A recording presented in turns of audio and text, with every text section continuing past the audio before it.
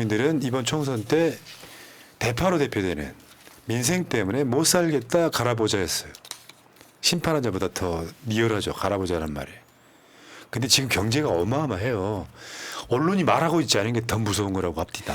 총선이 끝난 다음에 그러니까 모든 가게들이 정말 경제가 너무 안 좋다라는 걸 확 느낀다라고 하고요. 제가 며칠 전에 들은 이야기가 뭐였냐면 저 아는 지인이 저녁에 덮밥을 사 먹으러 포장을 하러 가게를 들어갔는데 사장님이 울고 계시더래요. 너무 장사가 안 돼가지고 그래서 너무 이제 좀 안 된 마음에 그냥 2인분 해달라고 했다는 얘기를 제가 들었습니다. 그만큼 지금 언론에선 다루고 있지 않지만 총선 전까지는 모르겠습니다만 총선 이후에 지금 그동안 눌려있던 터질 것들이 좀 다 경제적으로 터지고 있는 것 같아요. 자, 볼까요?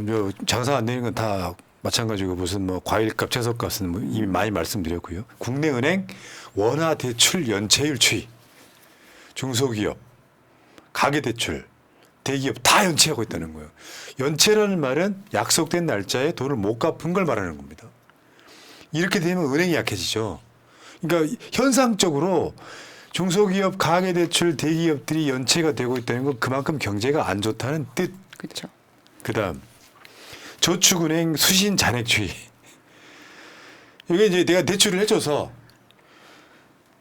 은행들이 다시 받는 거를 수신 잔액이라고 하잖아요. 돌려받는 거. 점점 떨어지고 있습니다. 1금융권에서 대출 못 받는 사람들이 저축은행 같은 데 가서 대출 받는 사람 꽤 많이 있거든요. 그 은행에 어떻게 보면 잔액이 줄어들고 있다. 돈이 안 도니까요. 지금 저축은행 연체율도 6.55% 정도 된다고 합니다. 그러니까 가장 무엇보다 속상한 건 작년 7월 달에 보면 한국 가계부채 규모 증가 속도가 세계 2위라고 했는데 그때 추경호가 뭐라고 했습니까? 우리나라 경제 전약 후 강이라고 했잖아요. 그거를 믿고 버텼던 기업, 개인들이 지금 모두 다 무너지고 있는 거죠. 아, 생각해 보니까 상반기 때 어떠고 후반기 때 어떠고 막 그거. 전약 후강. 다음 8개 카드사 카드론 리볼빙 2월 잔액.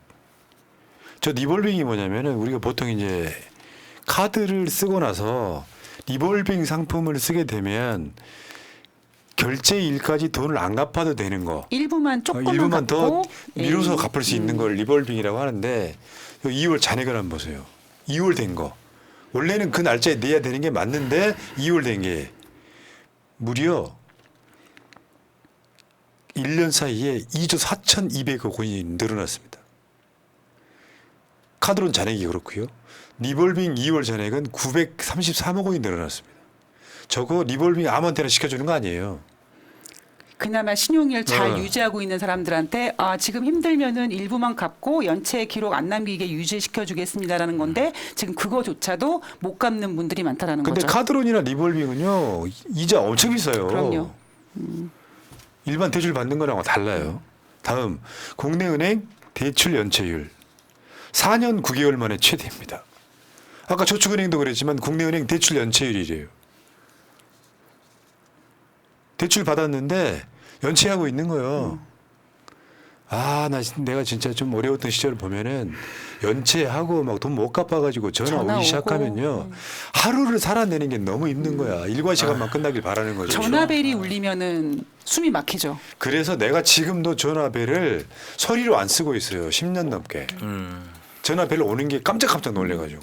그런 분들이 굉장히 많아지고 있다는 뜻일 거 아닙니까? 저 연체가 되면 은행들이 가만히 있어요? 처음에 막 독촉독촉 하다가 나중에 요거 넘겨요. 이제 다른 회사로. 아우. 채권 넘기고 그렇죠. 죽을 때까지 결국 갚게 만들어요. 국내 자영업자 연체액 및 연체율 추이. 그래프를 보시면 무섭지 않습니까? 이게 은행도 망하는 거고 일반 서민 경제가 다 망가지고 있다는 뜻에 가깝습니다. 자영업자분들 연체를 해. 연체율이 저렇게 올라가. 아니 그래서 이재명 대표가 민생지원금 얘기하는 건데 국민 다 죽고 나서 지원하면 뭐 하겠습니까? 마중물로 쓰자 이건데 마중물로 쓰는 거를 또 반대하고 있으니 내가 민주노총한테 화내고 싶어요. 25만 원씩 주는 게 도움이 안 된다고? 그건 아니죠. 그러니까 25만 원씩 나눠주면은 인플레이션을 자극한다고 얘기하는 자가 전 세상에서 제일 웃긴 사람 같아요. 그걸로 인플레이션 자극 안 돼요. 그러니까요. 자, 다음. 그다음에 중소기업, 소상공인, 자영업자는 어렵잖아요. 전통적으로 이런 사람들이 대한민국의 97, 8% 됩니다. 중소기업, 소상공인, 자영업자가. 근데 대기업만 봐주고 있어. 최근에 또 대기업 과징금 윤석열 정부에서 급감, 공정위 제재금이 90% 줄었답니다. 이 있을 수 있는 이야기야? 그래프를 한번 볼게요. 500대 기업 2001년부터 2023년 제재금액 부과 현황. 얘네들이 대기업 횡포를 부려갖고 정말로 많은 것들을 공정위에서 제재를 해요. 그리고 벌금 비슷하게도 물리고. 앞에 그래프 한번 보세요. 2021년 비교 한번 해보세요. 2023년 10분의 1로 줄었다는 거야. 제재금이. 그러니까 대기업은 오지게 해주는 거죠. 부산 깡통시장에서 떡볶이 먹는 거랑 비슷한 거지.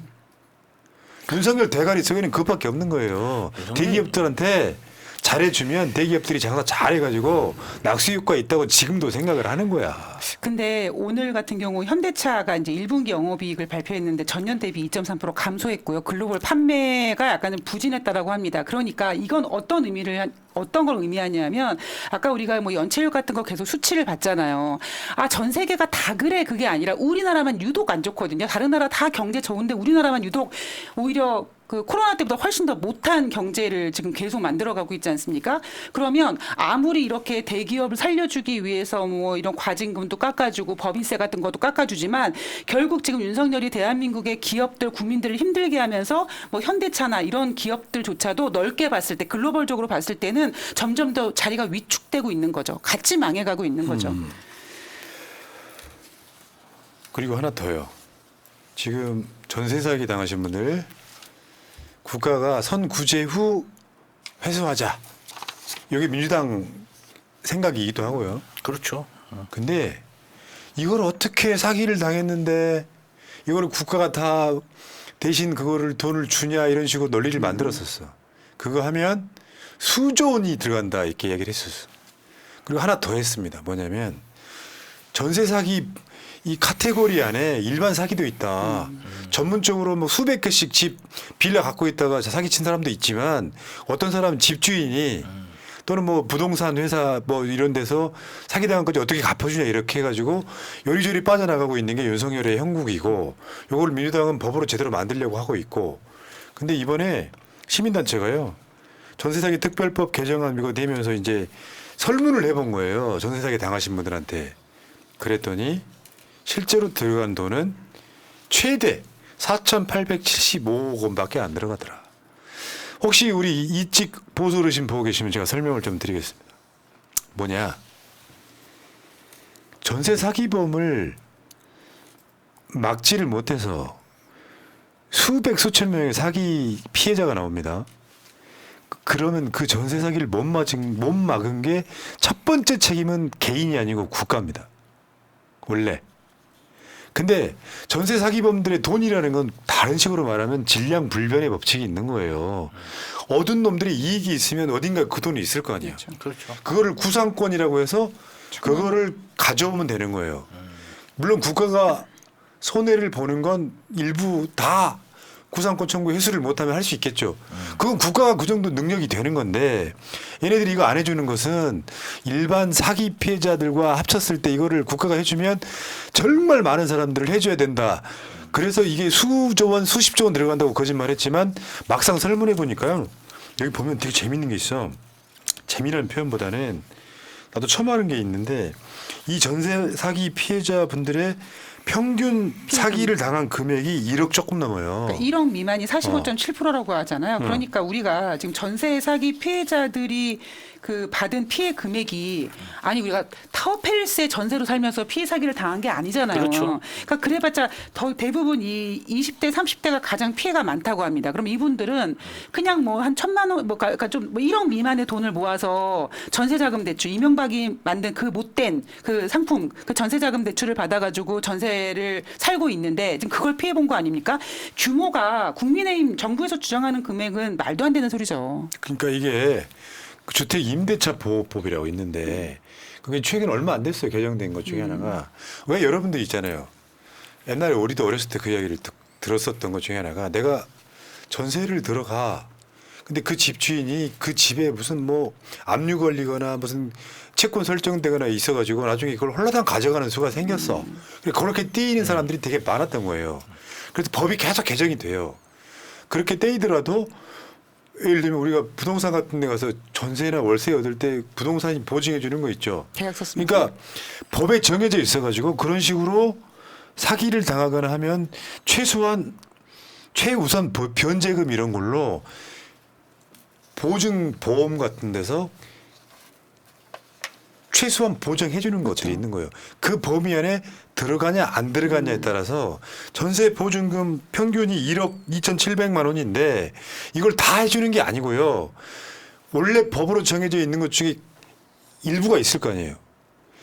이 돈은 따로 빼고 비율을 따로 빼려고 하면은 최대 5천억 원 조금 넘더라.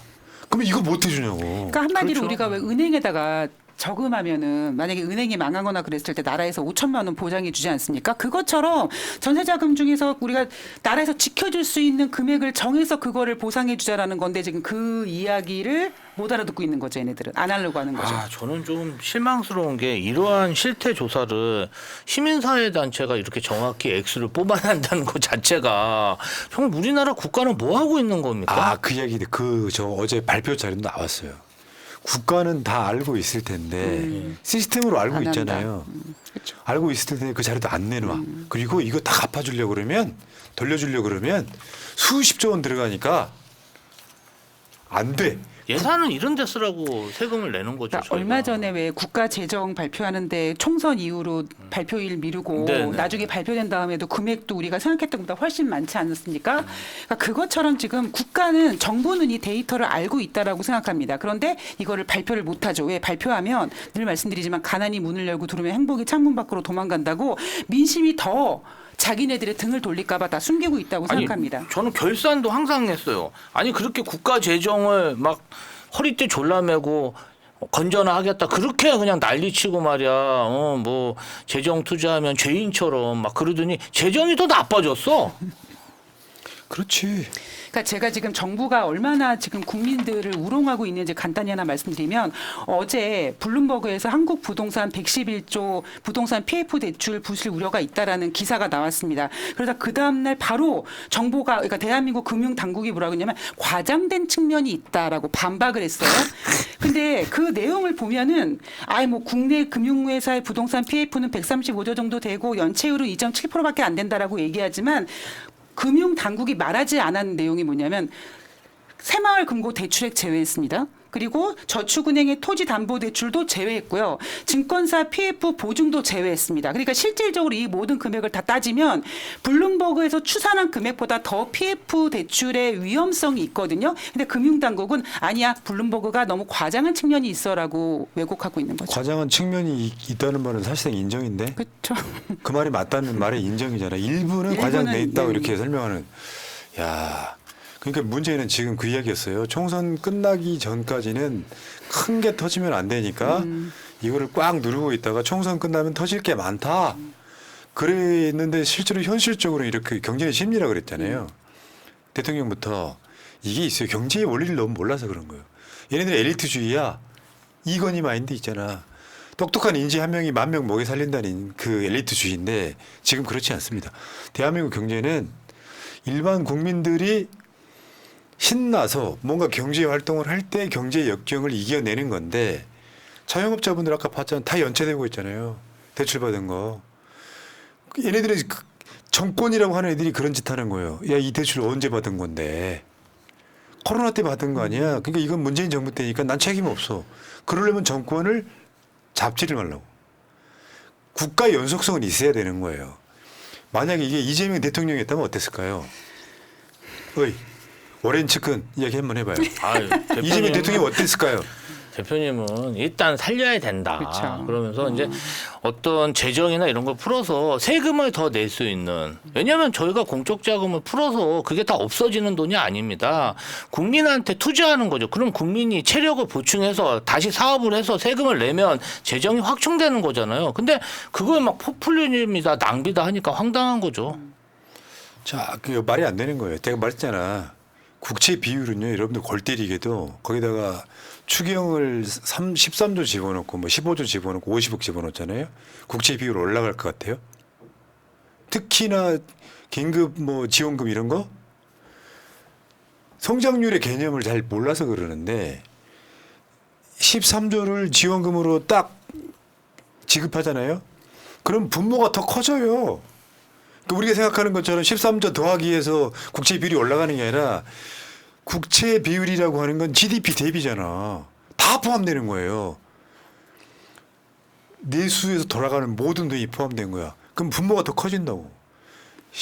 그러니까 지금 50%잖아요. 100분의 50이면 50%잖아. 그럼 여기다가 13조를 집어넣으면 50점 몇 %가 되는 게 아니라 분모가 커져서 100점 얼마로 더 커진단 말이에요. 그 비율 갖고. 일본 250%, 미국 150%인데 무슨 개소리들을 하십니까? 그래서 아니. 지금 지원금 25만 원씩 나눠주는 거 그걸로 물가 오른다고 말하는 건 다 사기꾼들 이야기예요. 아니 그러니까 국가 부채를 줄여서 재정이 안정이 됐어요. 아니 뭐 그거 본인들이 좋아해가지고 그렇게 됐다고 쳐요. 그러면서 국민들이 다 빚져갖고 다 빚쟁이 되고 정말 파산하고 그러면 국가가 왜 필요합니까? 아니 저는 진짜 이 윤석열 대통령 자체가 국민 삶에 대한 이해가 전혀 없는 것 같아요. 아니, 근데 우리 같은 사람들 이해가 안 될 거야. 그 내가 말씀드린 것처럼 인구론하고 똑같은 거예요. 인구론은 뭐냐면 정기적으로 털어야 돼. 주식 주가 조작 개미 털기처럼. 그러니까 IMF가 오면 부자들은 좋아한다잖아. 그렇죠. IMF 끝나고 빌딩 하나 가진 부자가 빌딩 10개 부자가 됐어요. 싼 가격에. 그 대한민국의 있으니까. 초 부자들은 경제가 안 좋은 걸 즐기고 있는 거예요. 인구론도 마찬가지라니까요. 살아남는 자가 우월한 유전자라고 생각을 하는 거예요.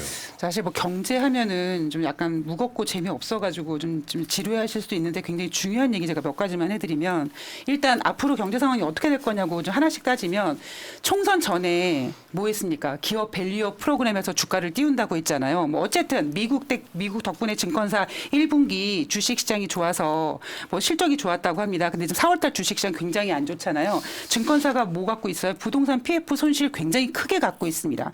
그리고 두 번째 윤석열이 뭐라고 했냐면 올해 1월 달에 30년 이상 노후주택 안전 진단 없이 재건축하겠다고 해준다고 했잖아요. 문제는 지금 시공사가 재건축 조합의 공사비를 추가 요구해서 분담금이 상승해가지고 재건축 시장이 완전히 지금 얼었다고 합니다.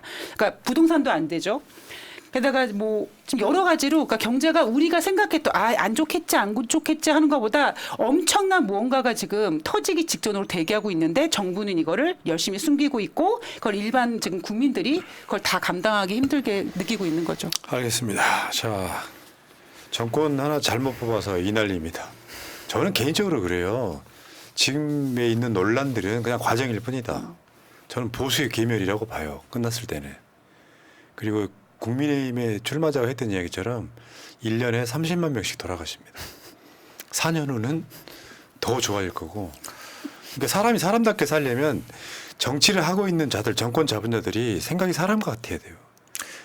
제가 대검에 방문했을 때 법조 기자들이 요새 검사들 분위기가 어떠냐 물어보니까 검사가 대통령이 돼가지고 앞으로 우리 검사들의 운명이 험난할 것 같다. 그렇게 자조를 하고 있다고 합니다. 그렇지. 그러니까 이 총선 결과물은요. 검사들부터 자세가 바뀌게 돼 있어요. 왜? 윤석열이 지켜주지 않아. 그렇죠. 미친. 자, 알겠습니다. 여기까지. 자, 오늘 김지호 우리 부대가 방송 잘하네.